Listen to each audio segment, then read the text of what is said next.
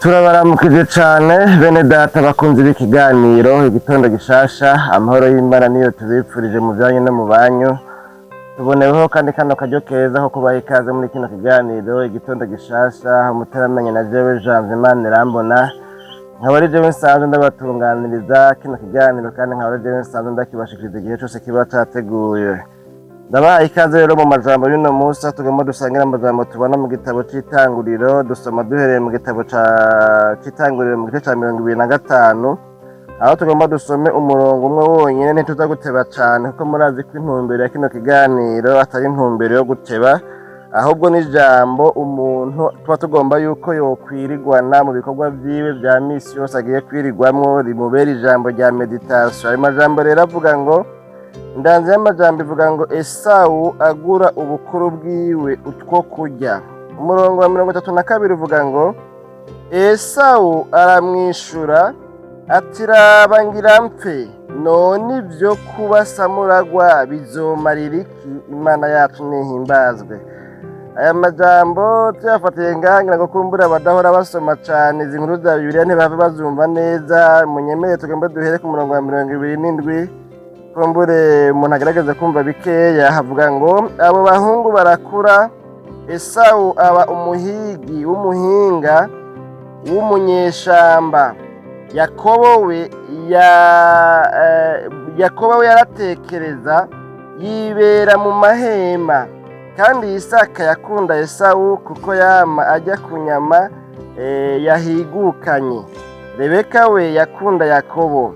Umunsi urizina Yakobo ateka ibyo kurya, Esawu arinjira avuye mu ishamba ashonje acitse intege. Esawu abarira Yakobo ati, mpase utwo ntamira kuri ibyo bitukura, ku bitukura utetse, kuko numva ncitse intege. Nico catumye yitwa Edomu. Yakobo aramwishura ati, shiti ubanje kungurira nkegukira kuba samuragwa mu gishingo cawe.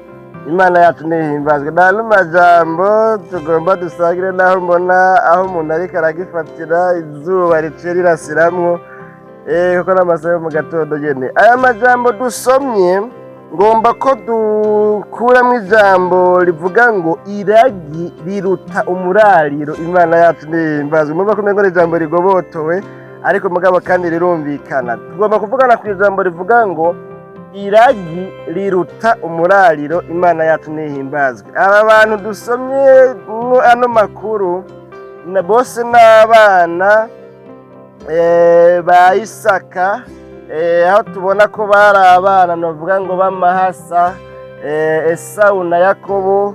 Aba nabo bari abuzukuru ba Aburahamu. Aburahamu nawe murazi ko tweho tumwita ko ari sekuruza w'abizera. Imana yacu nihimbazwe.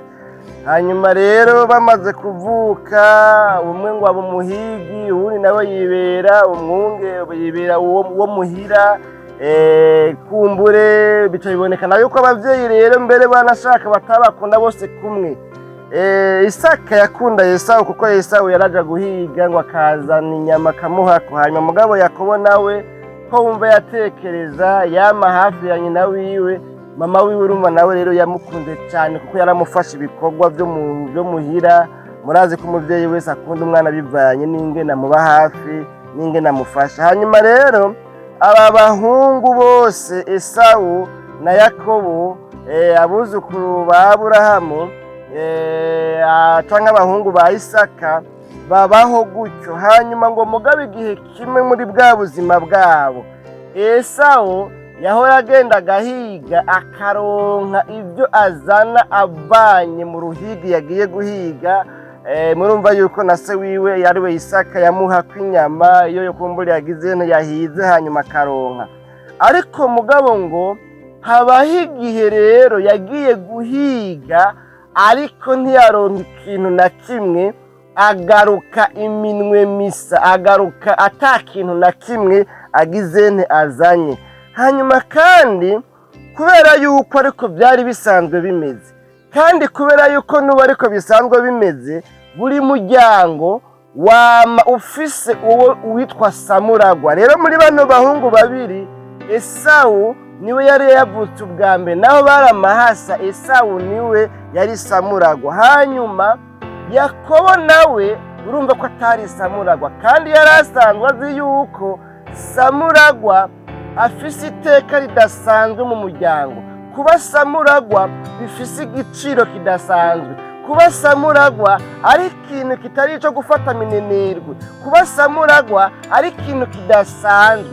Kuba samuragwa mu muryango ryari iteka rihambaye. Mbere Yakobo bice bibonekana yuko yabaye avyipfuza, akumva umenga yaba vyoshoboka, afise umutwaro muri we ko yohindukiza kwa kuba samuragwa naho atakuronse. Iyaba vyashoboka yarumva yuko yoguhindukiza kwa kuba samuragwa kukamutumberako akaba ariwe aba samuragwa. Mu gihe Esawu wewe naho yari samuragwa yabibona ibisanzwe, yabifashe nkaho umengo ni novango ni ibinyama vy'imbwa, abifata nkaho umengo ni ivyahi, nta gaciro bifise. Burya rero ibyo tudaha agaciro mu buzima bwacu ntibigira agaciro, ariko ibyo duha agaciro bene data bakunze ikiganiro Igitondo Gishasha biraheza bikagira agaciro. Tutabihaye uburemere ntibigira uburemere, ariko tubihaye uburemere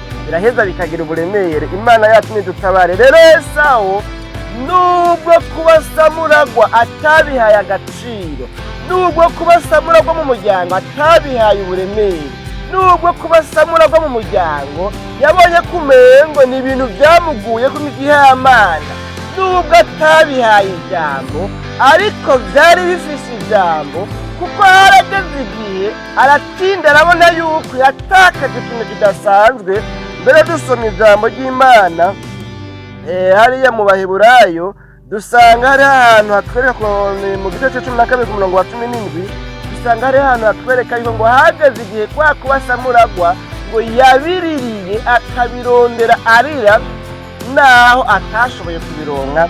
Imana yacu nidutabare. Rero twavuze ko tuvugana ku ijambo rivuga ngo iragi riruta umurariro. Umurariro nibaza ko bitahuritse ni ibyo umuntu ashobora kurarira ijoro rimwe bikaba bibuze. Si stoke iba yuzuye uvuga ngo nzojya izomara nk'ukwezi. Oya, umurariro ni ibyo umuntu ashobora kurarira rimwe bikarara biheze. Ariko iragi naryo, iragi novuga ngo ni ikintu umuntu ahabwa akazogendana, akazokigendera, kikazomugumako, kikazomwomako ibihe byiwe byose, ukubaho kwiwe kose. kandi iragi iyo nyene kuriragwa, iyo nyene kurihabwa arigendeye bene data, ibyo bamwatuyeko, izo nshingano yahawe, iyo responsabilite yahawe yo kuba samuragwa mu muryango iramwomako, iramugendako. Imigisha y'umuryango samuragwa ni nkaho aba ariwe ayirongoye, ni nkaho aba ariwe ayiyoboye. Imana yacu nihimbazwe bene data bakunze ba kino kiganiro Gitondo Gishasha cuno munsi. Nasomye ijambo ry'Imana mu Baroma ni igice ca 8 murongo wa 17, kakumbure ngira ngo nawe tuwucishemo gatoya kugira ngo twumve neza twebwe aho duhurira na rino jambo. Uwo murongo wa 17 uvuga ngo mu Baroma igice c'8 umurongo wa 17 uvuga ngo ariko ko turi abana bayo turabaragwa b'Imana, turabaraganwa na Kristo. Niri jambo ndondera rero, turabaraganwa na Kristo, namba tubabazanywa nawe ngo tubone guhabwa ubwiza nawe. Imana yacu nihimbazwe. Navuze ko tuvuga ko ijambo rivuga ngo iragi riruta umurariro. Natwe abari mu rugendo ruja mu ijuru, ijambo ry'Imana ritweretse ngo turi abaragwa b'Imana, kandi muri iyi Mana nyene twahawe kuba abaraganwa na Kristo.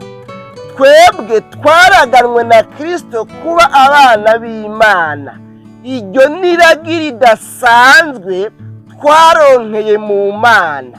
Esawu wewe ngo kino gihe atashe avuye guhiga yarondeye arabura na kimwe yofata ngo ataha afise inzara. Iyo nzara kandi sinemeza ko iyo bija hose yari kumuhitana, ariko mugabo ngo asaba murumuna we amubwira ngo mpa none itwo ntamira kuri ivyo bitukura watetse. Kumbuye twumvise ibitukura twavuga tuti kumbuye n'imisosi yari yacopoye yari yatetse, byari bimeze neza, byari biryoshe. Imana yacu nidutabare bene data bakunze bakima kiganiro igitondo gishasha.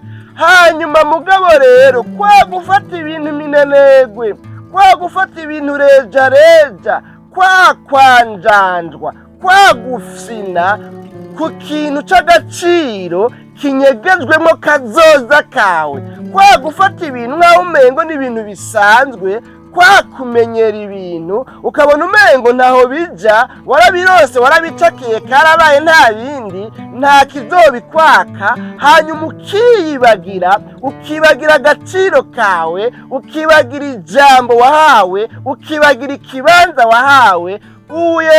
Esawu byamukwegeye akarambaraye, bituma atakaza kuba samuragwa. Kandi iki kintu cyo kuba samuragwa ugitakaje kaba kabaye ntibigaruka. Hariho ikintu kirose ukironka rimwe, kandi ugitakaje naho ugitakaza rimwe, ukazoca upfa wicuza. Imana yacu nidutabare. Hanyuma rero ngo aca aramubwira ngo ndashonje, inzara igomba inyice, mpa kuri ibyo watetse, mpa kuri iyo misose, mpa kuri ibyo biharage watetse neza, mpa kuri ibyo bitukura. Hanyuma rero Yakobo nawe kubera yuko yari yahereye karavuga ngo mugabo naho ntabaye samuragwa, nanje mfise umutwaro, nashaka kuba samuragwa. Ese yaba ari jewe nabaye samuragwa, ese ukuntu basamuragwa bahiriwe. Basamuragwa ni ba responsable mu muryango. Basamuragwa kuba ari samuragwa bimugira umuntu atandukanye na jewe, naho tuvukana, naho tunganya imyaka y'amavuka, naho twavukiye umunsi umwe. Kuba ari samuragwa bituma afise uburenganzira busumba ubwo jewe mfise. Kuba Esawu mwene wacu ari samuragwa bimuha ijambo risumba iryo jewe mfise mu muryango. Nanjye yaba ari jewe ndi samuragwa, abaho yipfuza kuba samuragwa. Uwo munsi rero ni nkaho yavuga ngo uyu munsi rero ndakuronsesha. Nanjye rero kugira ngo ndaguhe kuri bino, iyo uzanye izo nyamuhora wishima, mwe na papa mukazisangira, mbere byatumye ukundwa kara kuri papa. Papa azokwatura kumugisha wo kubera uri samuragwa, kandi ibyo azokwaturako bizokubako k'ubushobozi buhagaze mu ijambo samuragwa. Nanjye rikaba ryarancitse, hariho ibyo ntazoronka jewe Yakobo. None rero umviriza, ni waba ugomba ko ndaguha nanjye ibyo natetse, nyemerera nanjye mbe samuragwa mu gishingo cawe. Umuntu abikurikiranye ubona umengo byari ibintu bidashoboka, ariko Yakobo birabonekana yuko yarazi ubushobozi buhagaze mu ijambo. Yavuga ngo hamwe yo kwatura gusa, akavuga ngo ndaguhebeye ubusamuragwa. Naho mu muryango batovyemera, naho bitabaho yuko samuragwa atransfer kuba samuragwa kwiwe, naho ubusamuragwa bwa samuragwa butari transferable, naho umuntu adashobora kubutransfera nk'ubutransfera amayinite, ariko kubera ko hari imbaraga zihagaze mu ijambo, niyaramuka binyemereye biramusha. Jewe nzoba nzi neza yuko ibyo bazokwatura kuri samuragwa wa munsi, kubera ko yamaze kubwiyambura akabumpereza, kubera ko yamaze kwaturisha akanwa kiwe ko ubusamuragwa bwiwe bwambuye abumpereje, ndazi neza ibyo bazomwaturako bizokurikira rya jambo, bizonshikira nta ngorane. Uwanyuma zoba baye uwa mbere. Imana yacu nidutabare bene data bakunzi ba kino kiganiro igitondo gishasha. None rero ano majambo n'ubumengo ahavuye abamaremare kare tutagomba guhava dutura muri kino kiganiro. Rero ngo Esawu kwa kuntu abantu bafashe ibintu minenegwe, kwa kuntu abantu bijajara, kwa kuntu abantu basama, kwako nta bantu bafyina ku kintu kitari gikwiye gufyinwako, acangwa aravuga neza n'akanwa kiwe aravuga ngo mbega none ngo jewe ivyo kuba samuragwa bimariye iki ko ngomba mpfe, aho kwemera ngo atuma apfa mugabo apfane ubusamuragwa, aho gutuma yemera ngo apfire ibanga, yibagira ko bavuze ngo uheza guhemuka, uheza kugoka, ibigori bikera. Imana yacu nidutabara, ahubwo wewe ashira mu ngiro wa mwibutsa bavuga ngo mpemuke ndamuke, hako nopfa ngo ni kubera ko naze guhemuka, reka ntume mpemuka iri rimwe gusa, ndonke ibyo mfungura, ndonke ibyombeshaho, ariko mugabo ndabe ko niri rimwe ryo basi nogirane nuramuka. Imana yacu nidutabare. Rero Esawu byaramukwegeye, kuba mpemuke ndamuke byaramukwegeye, bituma atakaza ikibanza yari yahawe mu muryango. Imana yacu nidutabare. Dusomye mu gitabo c'Abaheburayo, mu cete c'Abaheburayo, ryaza munavuga kumbure mu kanya karenganye, ko tubona mu gice ca 12 umurongo wa 17 dusanga havuga ngo 12 umurongo wa 17 havuga ngo zikomeze kuri 16 havuga ngo ntihabeho umushakanyi canke igihumane nka Esawu yaguranye ibyo kuba samuragwa kwiwe ingaburo imwe. Umurongo w'17 niwo ndondera uvuga ngo kuko muzi yuko hanyuma hamwe yagomba kuragwa umugisha atemerewe, kuko atabonye uburyo bwo kwihana naho yawurondera. Ari Imana yacu nihimbazwe. Bene data bakunzi ba kino kiganiro igitondo gishasha, Esawu iri kosa yakoze ntiyahawe amahirwe yo kugihana. Iri kosa yakoze byo gutransfera umugisha wiwe unyegejwe mu kuba samuragwa, iri kosa yakoze ntiyaronse amahirwe yo kugihana. Iki kintu cyo kuba ataronse amahirwe rero cyaramukoreye ibara, cyaramukwegeye, cyatumye ngo igihe yagombye guhabwa wa mugisha, kuko ngo hageze kuragwa nk'uko byari byitezwe mu muryango, wewe yaraje agomba yuko bamuraga, ariko mugabo ntibyakunze kuko yari yamaze kubitransfera. Imana yacu nidutabare, kandi ibyo yari yamaze gutransfera nabyo kari kabaye, kuko mu isi y'imwemu byari byabaye. Imana yacu nidutabare. Ngomba kuvuga iki rero mu kurangiza? Ngomba kuvuga ngo turi abaraganwa na Kristo, twebwe abakijijwe, twebwe abari mu rugendo ruja mu ijuru, turafise iragi, turi basamuragwa b'ubwami, turi abaraganwa na Kristo. Tuzokwima ingoma y'imyaka 1000, tuzobana na Mesiya ku ngoma y'imyaka 1000, tuzobana n'Imana mu ijuru. Turafise ubusamuragwa budasanzwe tudakwiye kwanjanjwako, tutaguye gufata minenigo, ariko mugabo ukurikiranye mu buzima bwa misi yose ingene abantu babayeho, uravye ugasanga hariho basamuragwa bameze nka Esawu bariko barabifata ibisanzwe, agakiza bahawe bakagatakaza kubera ingaburo y'umunsi umwe. Uri nawe yavuze ngo si byiza mu gitabo c'Imigani ngo si byiza yuko umuntu acumuzwa n'akamanyu k'umutsima. Akamanyu k'umutsima n'akantu gatoya kadafise igiciro, kadafise valeur, yari ikwiye gutuma umuntu yohemuka, ariko mugabo ugasanga umuntu aratakaje ukuba samuragwa ko mu bwami bw'Imana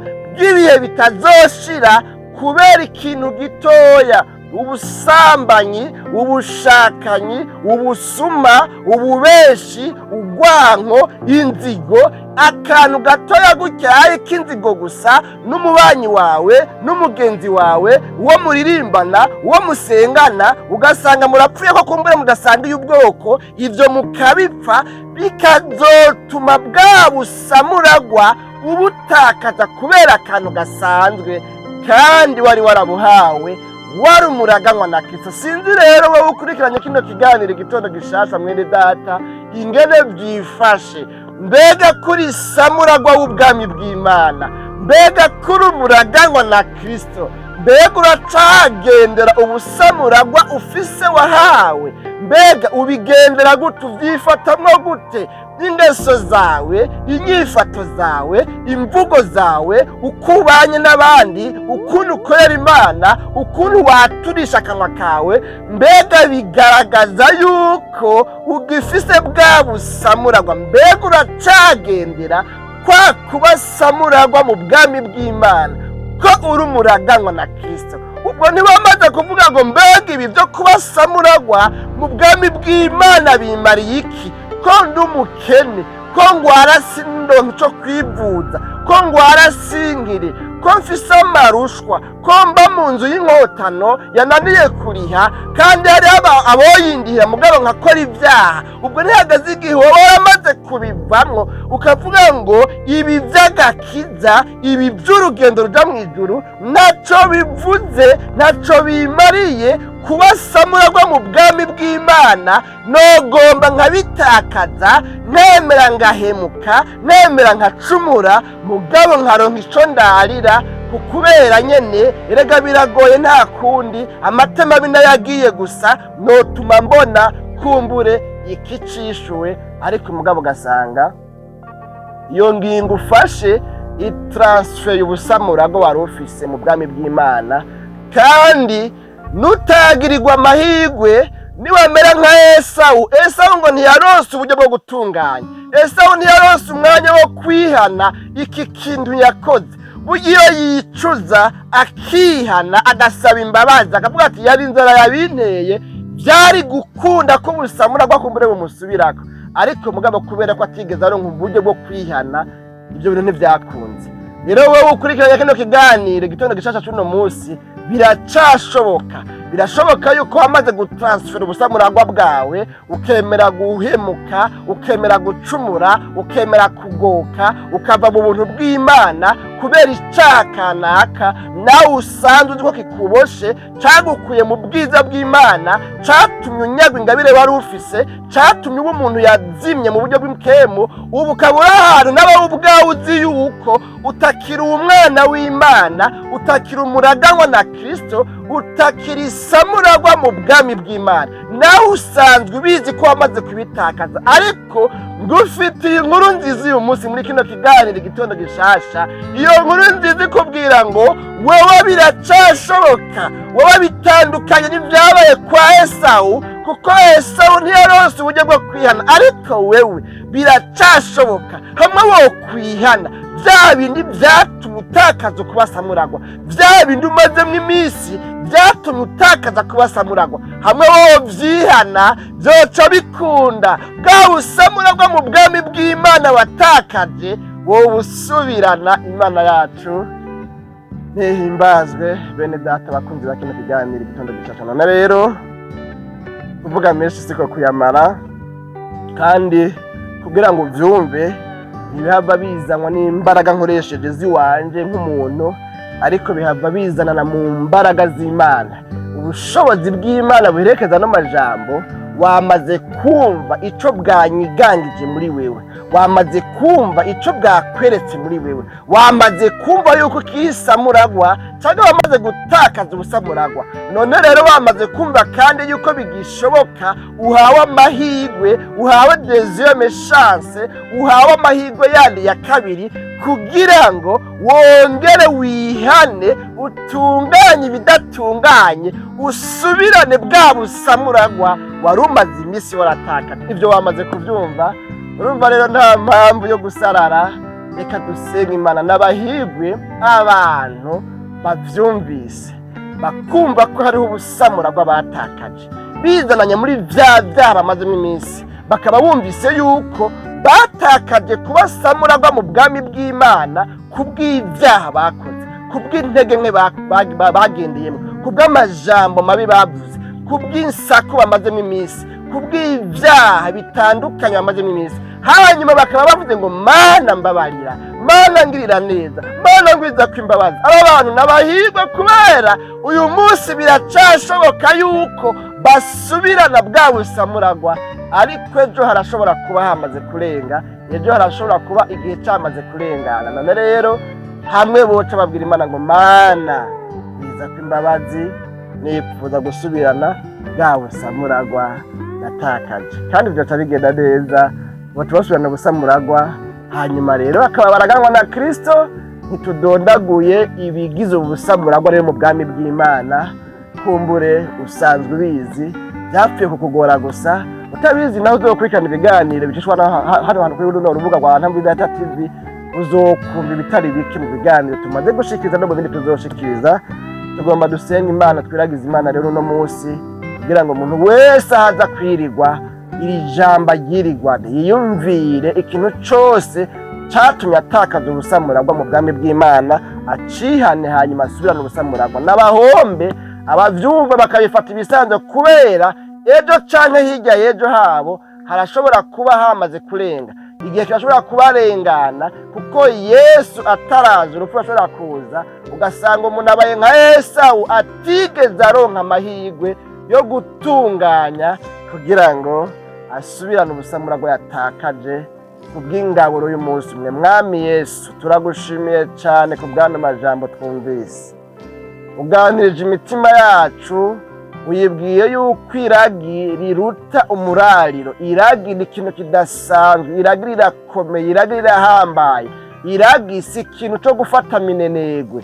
None rero Mwami nyaguhora ku ngoma turasenze, umuntu wese avuze ngo Mana ngwiza ko imbabazi byarangoye, nagize intege nke, naratakaje kubasamuragwa, imbabazi zawe zimbonekeko, ndagomba gusubirana ubusamuragwa natakaje. Uyo muntu umugwize ko imbabazi, umugirire neza, umuhe kwemerwa nawe, hama ibisigaye wirigwane nawe ahagiye kwirirwa mu bikorwa byiwe bya misi yose.